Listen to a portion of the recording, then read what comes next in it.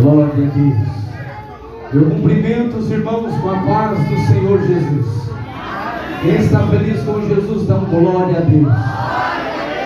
Olhe para a pessoa mais bonita do seu lado e dê um sorriso para ela.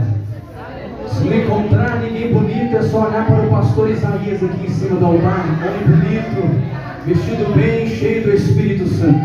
Irmãos, quero agradecer a Deus por essa rica oportunidade que mais uma vez o mesmo me concede de contribuir através de sua poderosa palavra.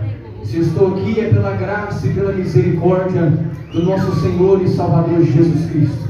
Quero deixar os meus agradecimentos pela vida da irmã Ariane e o presbítero Maxwell. Que Deus os abençoe, abençoe você e sua família. Em nome de Jesus, agradeço a Deus pela vida do pastor Isaías, da irmã Hilda, toda essa igreja. Que Deus os abençoe e continuem ajudando os irmãos a crescerem na graça, no conhecimento. Os que podem, se coloquem de pé comigo, por gentileza. Os que trouxeram algum exemplar da Bíblia Sagrada, abra a sua Bíblia no livro do Êxodo. Livro do Êxodo, capítulo 33. A minha mãe que me acompanha, meu irmão Cauã, que Deus os abençoe em nome de Jesus. As irmãs ali da igreja onde eu congrego, da igreja pentecostal Monte Moriá, Ministério de Missão, a irmã Thalita, a irmã Ana Clara, que Deus as abençoe em nome de Jesus. E aqui também umas amigas que Deus me deu, né? Missionária Maria José, Maria Clara, Emily, Rebeca e os demais, que Deus abençoe, amém? Êxodo 33. Vamos ler a partir do versículo 12. Quem achou, diga glória a Deus. Quem não achou, diga misericórdia. Então ajuda esse ser humano aí, amém? E diz assim a poderosa palavra do Senhor. E Moisés disse ao Senhor: eis que tu me dizes, fazes subir a este povo, porém não me fazes saber a quem has de enviar comigo. E tu disseste: conheço-te por teu nome, também achaste graça aos meus olhos. Agora, pois, se tenho achado graça aos teus olhos, rogo-te que agora me faça saber o teu caminho e conhecer-te-ei, para que ache graça aos teus olhos. E atenta que esta nação é o teu povo. Disse, pois, irá a minha presença contigo para te fazer descansar. Então disse-lhe: se a tua presença não for conosco, não nos faça subir daqui. Como, pois, se saberá agora que tenho achado graça aos teus olhos, eu e o teu povo? Acaso não é por andares tu conosco, e separados seremos eu e o teu povo, de todo o povo que há sobre a face da terra? Então disse o Senhor a Moisés: farei também isto que tens dito, porquanto achaste graça aos meus olhos e te conheço por nome. Então ele disse: rogo-te que me mostres a tua glória. Amém? Antes de orarmos, peço que os irmãos frisem neste capítulo comigo, estes versículos em que nós lemos. Moisés, ele faz dois pedidos para Deus: que me mostres os teus caminhos e que me mostre a tua glória. Não perca isso de vista até o final da mensagem. Feche a sua Bíblia, coloque no banco, vamos orar ao Senhor, porque Deus está neste lugar. Eu estou arrepiado da pontinha do dedão até a ponta da cabeça. Eu estou sentindo a graça de Deus neste lugar. Deus tem uma palavra para você nesta noite. E você que entrou aqui neste lugar se arrastando, você não sai mais daqui se arrastando. Você que entrou triste não sai daqui triste, mas sai saltando, avivado, transformado pelo poder da palavra de Deus, ó Deus dos céus. Em nome do Senhor Jesus Cristo, eis aqui a minha vida, Senhor, como instrumento para ministrar a sua palavra. Eu peço a Deus, cerque este lugar com a sua glória, incendeie as nossas almas com desejo de escutar a tua voz nesta noite. Transforma os corações em um terreno fértil para receber a tua gloriosa palavra. Nos mostra nesta noite, Senhor, o caminho da verdadeira e poderosa adoração. Fala conosco, permaneça conosco. É o que eu te peço agora e sempre, ó Pai. Amém. E graças a Deus. Se assenta glorificando a Jesus, porque Ele é bom, porque maravilhoso. A nação de Israel ainda não era uma nação quando estava estabelecida em Gósen, na terra egípcia. Eles não eram uma nação, mas ali naquele âmbito, naquele contexto, eles eram um amontoado de escravos. Mas em Gênesis, no capítulo 46, no versículo de número 3, diz o texto que Deus faria uma grande nação, ou uma nação poderosa. Em Deuteronômio 4:20, diz o texto que para ela ser uma grande nação, era necessário que ela passasse por um forno de ferro.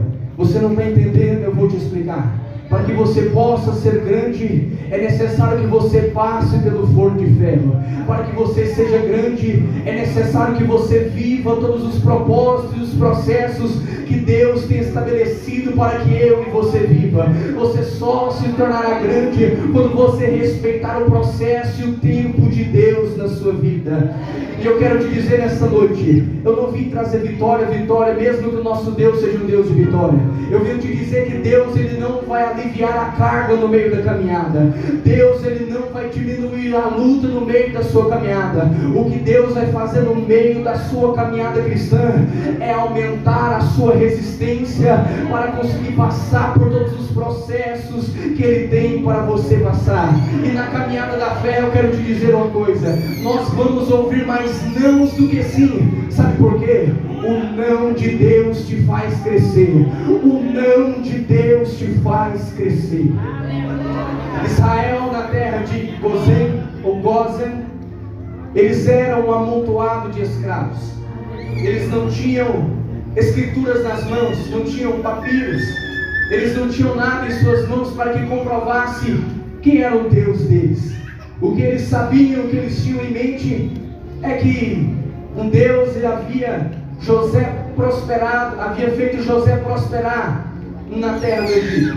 É esses que estão ali vivendo em terra estrangeira, estão arrancando o barro do Nilo para fazer tijolos e assim construir um Egito forte, um Egito grande. E ali naquele momento, naquele âmbito daquela época onde eles estavam vivendo, vão se passar alguns anos, vão se passar alguns períodos, um período de mais ou menos 430 anos. 17 dinastias vão se passar, e aquele que sobe ao trono não se lembra mais de José, não sabe quem é José, e não sabe o que ele fez pelo povo egípcio. E Ramsés se levanta no trono, e Ramsés então ele não alivia a carga para os hebreus. Quando ele observa que os hebreus estão crescendo em sua terra, quando ele observa que os hebreus estão crescendo e estão rompendo, ele diz: o decreto é este, vamos agora aumentar a carga, vamos aumentar o trabalho, para que o povo de Israel não consiga mais crescer, para que eles não consigam mais se multiplicar. Mas o engraçado é que quanto mais oprimia o povo hebreu, mais eles cresciam. Quanto mais entregava trabalho, mais eles rompiam, mais eles cresciam. Você não está entendendo, eu vou te explicar. Quanto mais te oprime, quanto mais te afronta, quanto mais colocam pedra de tropeço na sua vida, mais você cresce, mais você prospera para a glória de Deus.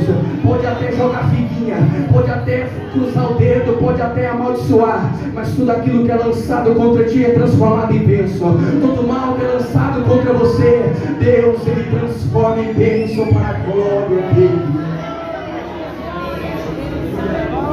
E então, sabendo que o povo continuava crescendo mesmo em meio à opressão, o faraó egípcio ele emite um decreto. E que decreto é este? Os meninos homens que nascerem, jogam eles no Nilo. E no meio da crise missionária Maria José, muitos pararam de se multiplicar. No meio da crise, muitos pararam de gerar.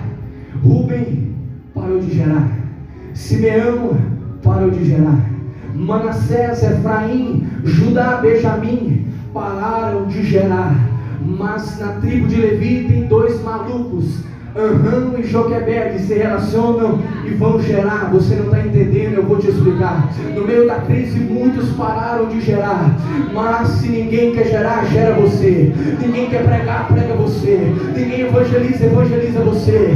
Ninguém ora, ora você. Ninguém jejuma, jejuma você. Mas rompa continua crescendo para a glória de Deus. Aleluia.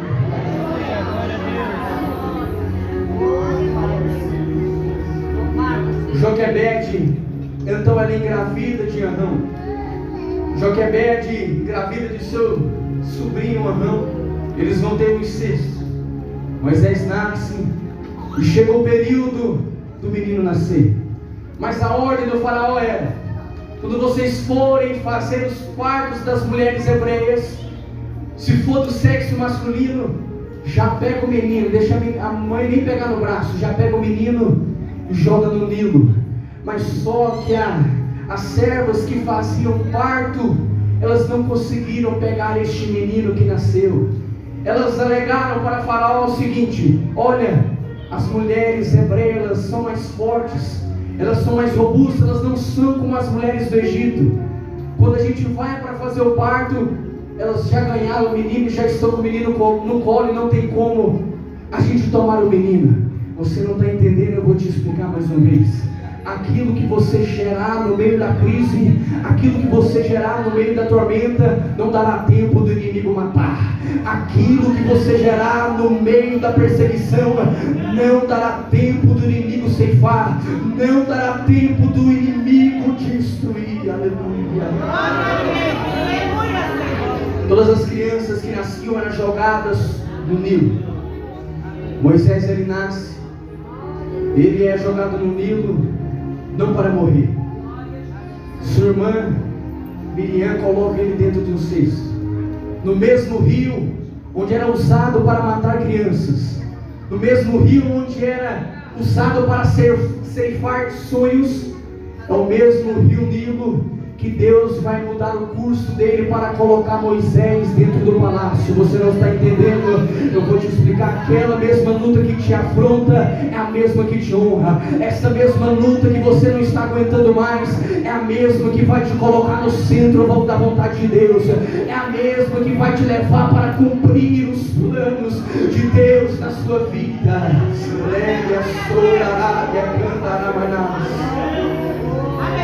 E Moisés cresce, e nós vamos encontrar Moisés, e encontramos Moisés agora com 40 anos, e com 40 anos ele vai visitar os seus irmãos hebreus.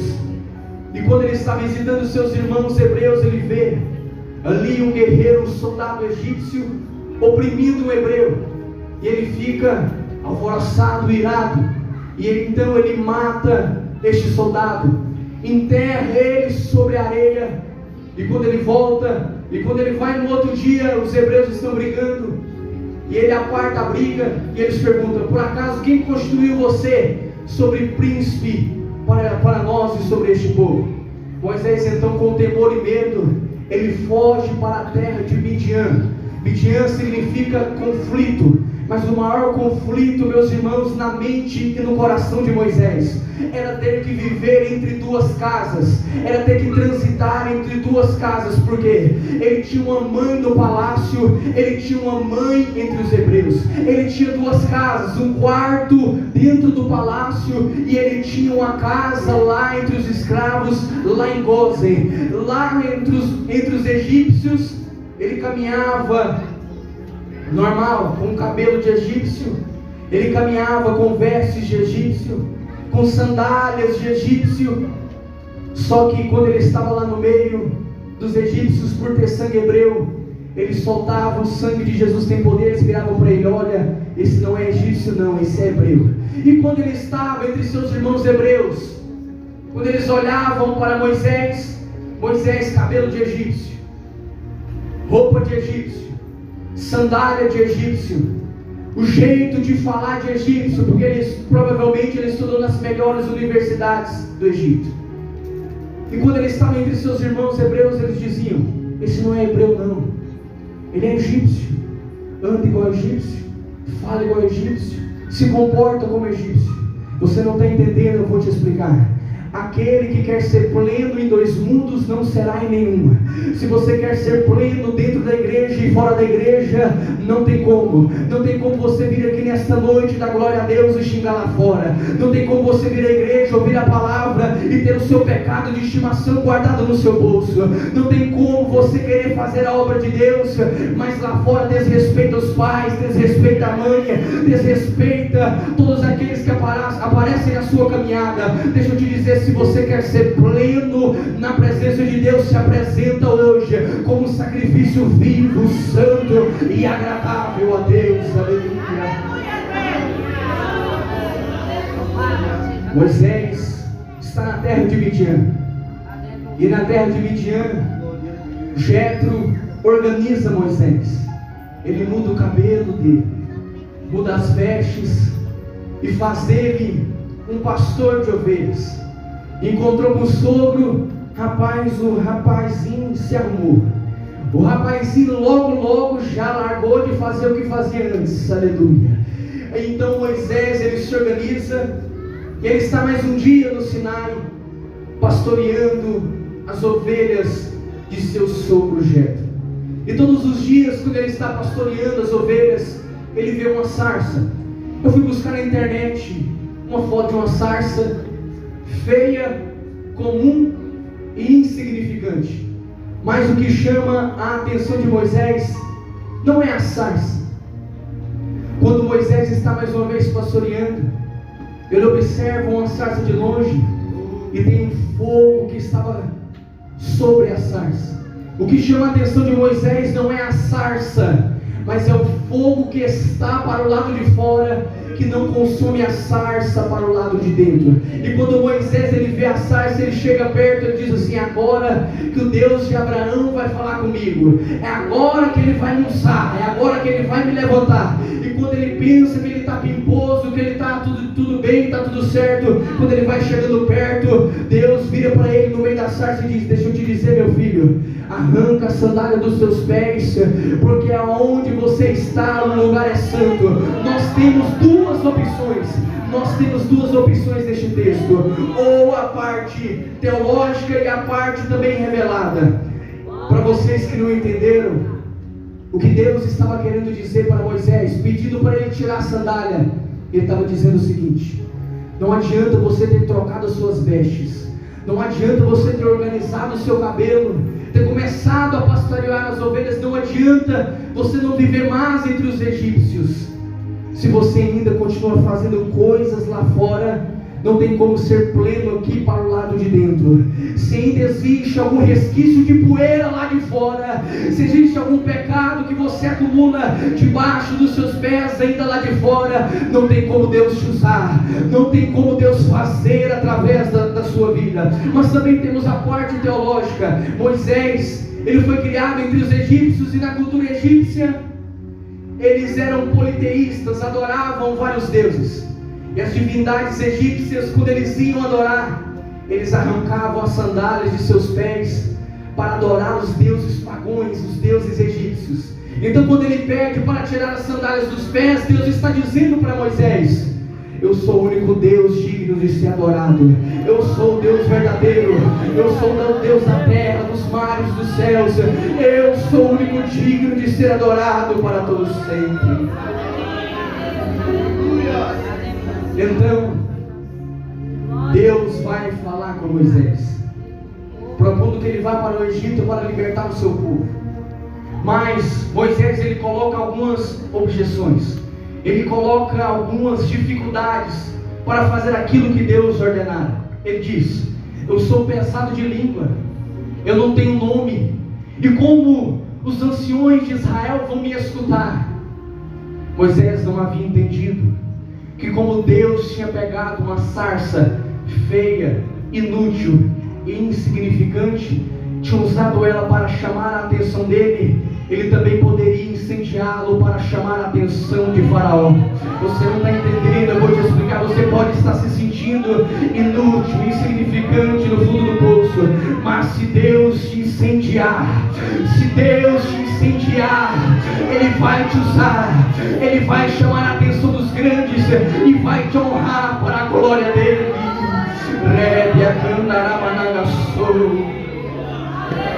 Moisés então aceita a proposta. Ele vai para o Egito. Depois de 10 sinais miraculosos, com muita insistência, o faraó do Egito permite que o povo vá embora. Mas um dia Moisés pediu para o faraó ir adorar o Senhor no deserto 3 dias. E assim então Moisés pegou o povo, saiu de Sucote e foi para Etã. E lá Moisés vai falar com Deus. E lá em Etã, quando Moisés foi falar com Deus, Deus diz para ele: dê a volta. Volta pelo caminho. Porque no âmbito deste culto que estamos, voltar parece perder tempo. Voltar parece retrocesso. Voltar parece, para essa geração imediatista, parece até desperdiçar tempo. Mas evangelho nem sempre aí também é voltar. Vou repetir: evangelho também é voltar. Então ele volta. E quando ele volta, Deus diz: é aqui. E quando ele olha para a esquerda, Pi-Hairot.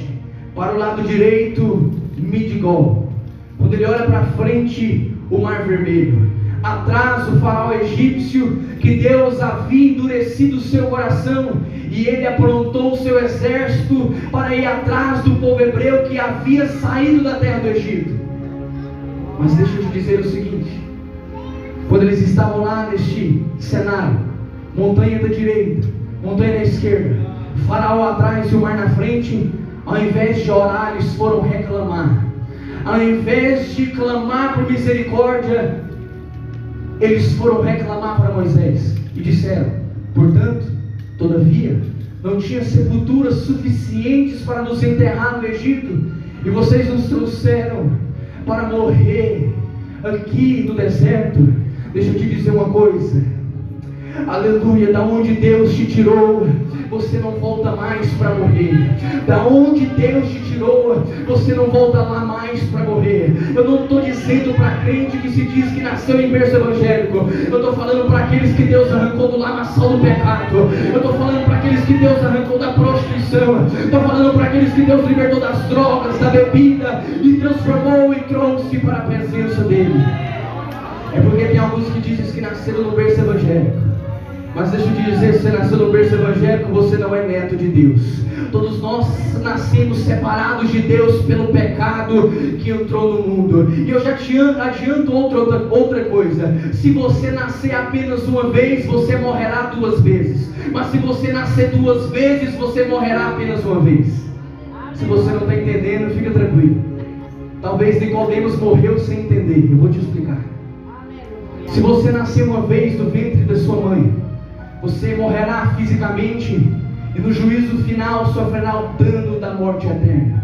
Mas se você nascer uma vez do ventre da sua mãe e nascer outra vez da água e do Espírito, mesmo quando você estiver morto, Jesus disse: viverá.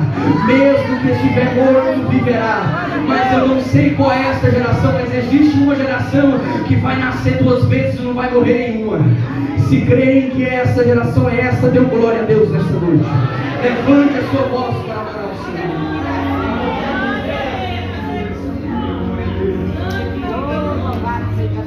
E Deus então vira para Moisés e diz: marcha. O que nós vamos fazer, Senhor? Marcha. Mas o mar está na frente, Senhor. Marcha. O que você tem disponível em suas mãos? Eu tenho um bordão, cajado. Então toca na água, porque Deus vai usar as ferramentas que você tem à sua disposição. Não, Deus não vai usar aquilo que você não tem. Deus vai usar aquilo que você tem em suas mãos. Porque quando tocar no mar, aleluia, o cajado você toca e usa a fé, mas abrir o mar vermelho é Deus. O que você tem nas mãos, Davi, eu tenho 5 pedrinhas e uma funda, derrubar o gigante é comigo. O que você tem nas mãos, Josué e sacerdotes, eu tenho buzina, então adora, que derrubar a muralha de Jericó é comigo. O que você tem nas mãos, Sansão, eu tenho uma queixada de jumenta, matar 1000 homens é comigo. Então use a fé que Deus te deu, use aquilo que está disponível em suas mãos. passou.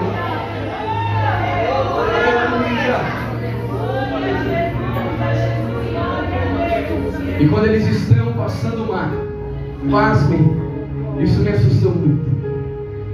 Nós louvamos que Deus ele vai na frente, mas neste cenário, o anjo que estava na frente e a coluna de fogo que estava na frente, Deus pega e põe eles atrás. Meu Deus. E aquilo que estava na frente então foi para trás, e aquilo que era luz para os hebreus era escuridão para o exército de Faraó que estava nos perseguindo. Aquilo que está perseguindo você, aquilo que estão tramando contra você, Deus está confundindo os inimigos, que o que para eles é escuridão, o que para eles é trevas, para nós é caminho aberto, para nós é luz, para nós é luz.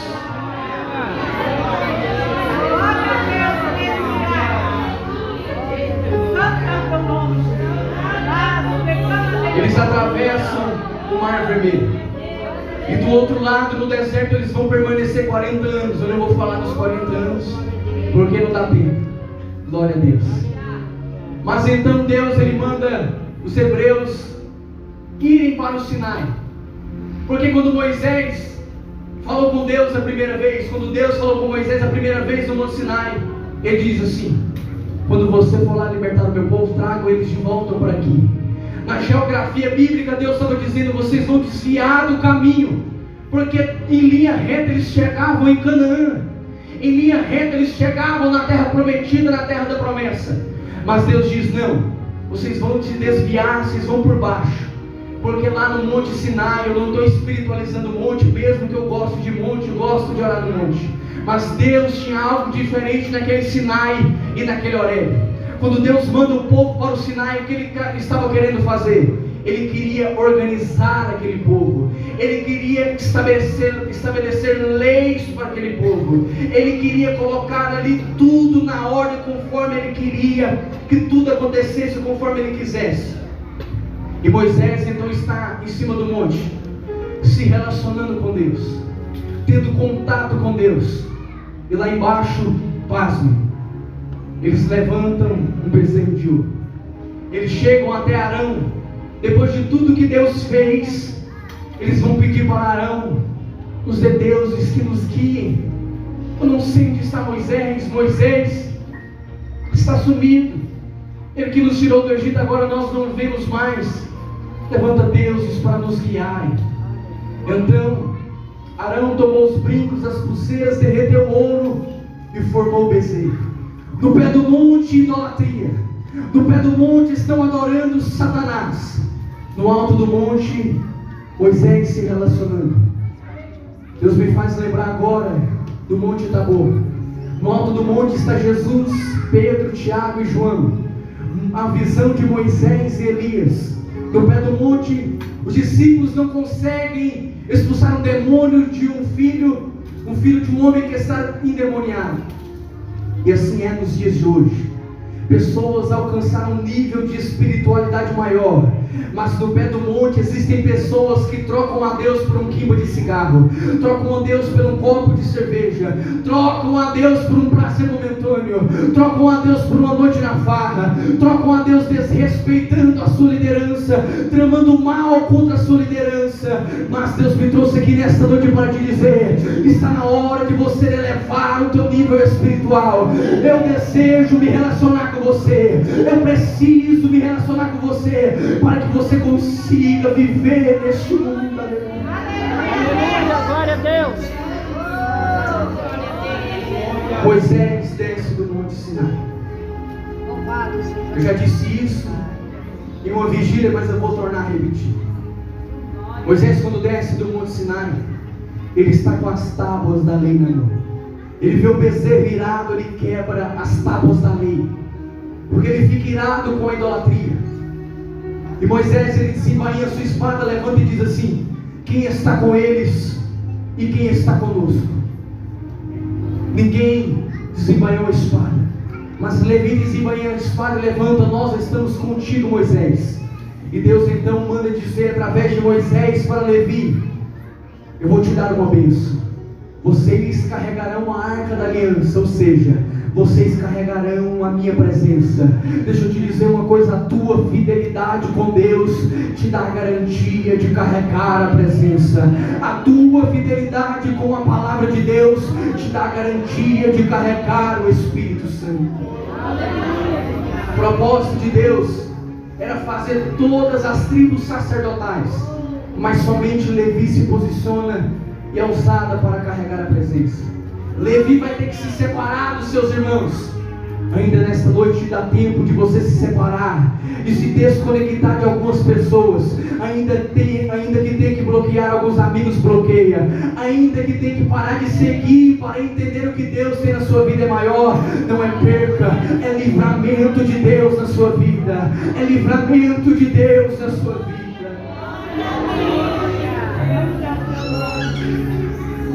E Deus diz então: Moisés, eu vou arrebentar esse povo e eu vou matar todo mundo. Mas Moisés, ele é diferente. Deus, ele vira e diz: eu vou arrebentar esse povo que está em Abraão, vou matá-los e vou fazer outro povo a partir de ti. Se fosse alguns obreiros, pastor, aceitariam a proposta, porque se o nome deles não estiver na lista, eles não levantam a mão. Se o nome não estiver na lista, não vem para o culto. Se o nome não estiver na lista, não participa do culto, não participa da consagração, não participa da oração. Mas Moisés, ele diz: não, se for para matar eles, risca o meu nome do teu livro e risca o nome deste povo. E então Deus, ele tem misericórdia do povo e de Moisés. E Moisés, se achando, vai falar com Deus: Senhor, foi o Senhor que me chamou com 80 anos lá em Midian, porque foi o mesmo Moisés que escreveu os Salmos 90, onde ele diz lá: com 70 anos até chega, mas com 80 anos pode matar quem enfado, está velho. Mas Deus então chama Moisés com 80 anos. Sabe por quê, meu querido? Deus pode chamar Samuel ainda novo, mas Ele também pode levantar Moisés velhinho, pode levantar um senhor, uma senhora, pode levantar uma criança, mas Ele usa para a glória do nome dEle. Independente da idade, se tiver no centro da vontade de Deus, Deus honra, Deus opera e Deus faz. Aleluia.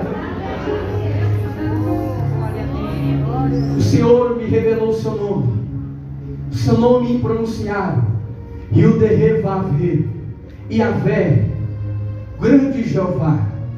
O Senhor me revelou todas essas coisas, mas eu te peço, Senhor, me revela os teus caminhos, me mostre a tua glória, revela para mim os teus caminhos, me mostre a tua glória. Caminho e glória, glória e caminho. É Jerusalém, a última semana do nosso Senhor e Salvador Jesus Cristo, uma semana sofredora, que é onde Jesus e os discípulos reuniam. Havia tristeza naquele ambiente, porque ele falava que estava prestes a ser entregue à cruz. Nessa semana não teve milagres, nessa semana não teve manifestação de glória. E cadê a glória? Cadê a glória? A glória foi colocada no último dos santos, que é o ventre de uma virgem. E o véu se rasgou de dentro para fora. E lá em João, no capítulo 1, no versículo 1, diz o texto: no princípio era o verbo estava com Deus, e o verbo era o Deus. Verso 14: o verbo se fez carne e habitou entre nós, e nós vimos a sua glória. E nós vimos a sua glória. Ah, meu irmão, você é privilegiado e não sabe. E nós vimos a sua glória. Aleluia, meu Senhor. Ele está sentado numa jumentinha entrando em Jerusalém. E quando ele está entrando, o povo pergunta: quem é ele? Quem é ele? No Salmos 24 diz o texto: quem é esse? Quem é esse? E o salmista responde: ele é o Rei da Glória. Ele é o Rei da Glória. Ele entra sendo chamado de Rei do Domingo. E na segunda, ele se levanta pela manhã. Quando ele está caminhando para voltar para Jerusalém, ele vê uma figueira. E quando ele vê a figueira, ele chega perto dela para colher os frutos, não tem fruto. Ele amaldiçoa a figueira. Se Jesus o povo não prega. Figueira representa Israel, tudo bem, mas para nós aqui é necessário que a gente tenha frutos de arrependimento. Quando nós estudamos a botânica da figueira, os figos nascem primeiro que as folhas. Quando ele amaldiçoa a figueira, ele está dizendo: olha, não vale de nada ter aparência no altar, não adianta nada ter aparência dentro da igreja, mas não ter fruto na tua casa, não ter fruto comigo no secreto. Deus te chamou para dar frutos para a glória dele. Ele entra em Jerusalém, vê os cambistas comprando e vendendo naquele lugar, e eles comprando e vendendo. Jesus entra com a azorrague na mão, o chicote, batendo no povo e expulsando-os dali. Esse Jesus o povo não prega. Ele vira as mesas. Os discípulos pensam: nossa, essa semana está difícil, não teve milagre, não teve sinal. Virou a mesa e amaldiçoou a figueira. Nós estamos enrolados.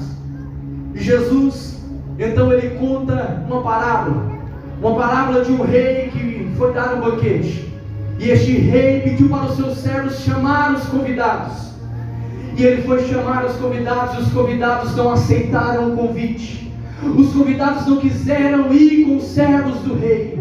Eles voltam com a má notícia, mas o rei fala para os servos o seguinte: olha, já que eles não quiseram vir, vá buscar todos que vocês encontrarem no meio do caminho. Os escolhidos, os chamados, os convidados era Israel, mas eles recusaram o chamado de Deus. E no meio do caminho eles encontraram a Raabe. No meio do caminho encontraram uma mulher. Eles encontraram eu e você. No meio do caminho encontramos nós que somos pecadores. No meio do caminho ele encontrou a mulher samaritana. No meio do caminho ele foi lá no mundo, te resgatou, te lavou e te trouxe para a presença dele.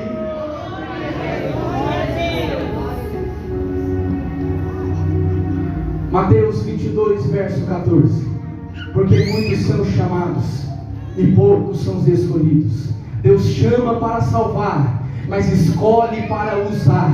Vou repetir: Deus chama para salvar, venham, se arrependam, mas Deus escolhe para ser usado na mão dele. Mateus 23, Jesus dá um duro sermão, dizendo ali para grupo específico de fariseus: vocês são sepulcros caiados. Passa tudo isso na segunda-feira. Ele dá um sermão profético, passa a terça, passa a quarta. Na quinta-feira eles estão reunidos e os discípulos estão desesperados, os discípulos estão aflitos. E então Jesus vai dar uma palavra de consolo. João 14: não se turbe o vosso coração. Credes em Deus, credes também em mim. Na casa de meu pai há muitas moradas. Se não fosse assim, eu vou-lo teria dito, pois vou preparar-vos lugar. Se na casa de Deus tem muitas moradas, o que Jesus está indo preparar? A palavra preparar no grego significa preparar o caminho. Jesus estava preparando o caminho. E também então, depois de Jesus responder eles, ele ainda pergunta: qual é o caminho? Mostra-nos o caminho. E então Jesus levantou sua voz e diz no Evangelho de Jesus, segundo escreveu João, capítulo 14, no versículo 6: eu sou o caminho. Eu sou o caminho.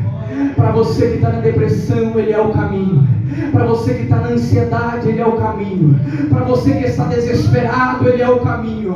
Para você que está querendo ceifar a sua vida, está pensando em desistir, entregar o fardo, Ele é o caminho, Ele é a verdade, Ele é a vida. Se você está na mentira, Ele é a verdade. Se você está querendo morrer, hoje Ele traz vida para você nesta noite. Traz vida para o teu ministério, traz vida para o teu casamento, traz vida para você. Aleluia. E cadê a glória? Em João 17, verso 5, Jesus, Ele ora ao Pai dizendo: Pai, sabe aquela glória que eu tive com o Senhor aí? devolva-me. Devolve para mim. Para que assim, como eu sou um com o Senhor, o Espírito Santo, eu seja um com eles. E Jesus diz: Pai, eu dei a eles a glória que tu me destes. E Paulo, ele foi categórico em dizer que nós olhamos para o espelho e refletimos a sua glória e caminhamos de glória em glória, de glória em glória. Já era para você ter começado a dar glória, de glória em glória, de glória em glória. Moisés queria conhecer os caminhos, mas Jesus, ele veio preparar o caminho para a eternidade. Separado estávamos dos céus, separado estávamos de Deus através do pecado, mas por um só homem entrou o pecado no mundo, e por um só homem saiu o pecado do mundo. Por Jesus Cristo nós temos o caminho. Moisés queria ver a glória, e nós carregamos em nós a glória de Deus. Você reflete a glória do Todo-Poderoso. A luz de Deus está sobre a tua vida. Se você crê nisso, se coloque de pé. E deixa eu te dizer, a glória foi manifesta em 2 Crônicas, no capítulo 7. Não porque ali tinha musicistas bons. A glória ali foi manifesta antes dos músicos tocar. Não é porque você é bom, não é porque você prega bem, não é porque você canta bem. A glória desce pela graça, pela misericórdia. A graça desce pelo amor de Deus em nossas vidas. Feche seus olhos, vamos orar ao Senhor. Deus, ó Deus Todo-Poderoso, ó Pai, ó Deus Todo-Poderoso, incendeia as nossas almas, Senhor. Ó Deus, para aquele que está na tormenta, mostre o caminho nesta noite. Aquele que está prestes, Senhor, aleluia, a entregar as pontas, mostre o caminho. Revela o caminho para estes que estão aqui nesta noite, ó Pai. Nos direciona pelo caminho até a eternidade. Ó Deus, resplandeça a tua glória através das vidas que estão aqui neste lugar. Reflete a tua glória, Senhor, para que o mundo reconheça o peso da tua glória através de nossas vidas, ó Pai. E que todo mal contra este povo, contra as nossas vidas, seja repreendido agora, seja desfeito agora em nome de Jesus Cristo. Ó Deus, renova para a glória do teu nome. Assim eu te agradeço, eu oro em nome do Senhor Jesus. Amém? Vou deixar para o pastor Isaías fazer o apelo. Mas se você está que nem um filho pródigo, desperdiçou os seus bens, saiu de casa, deixa eu te dizer uma coisa: se o pródigo é o pecador e o pai do pródigo é o Deus Pai, onde está Jesus na história? Jesus é o mesmo caminho de volta para casa. Vou repetir: Jesus é o mesmo caminho de volta para casa. Eu agradeço a minha oportunidade em nome de Jesus.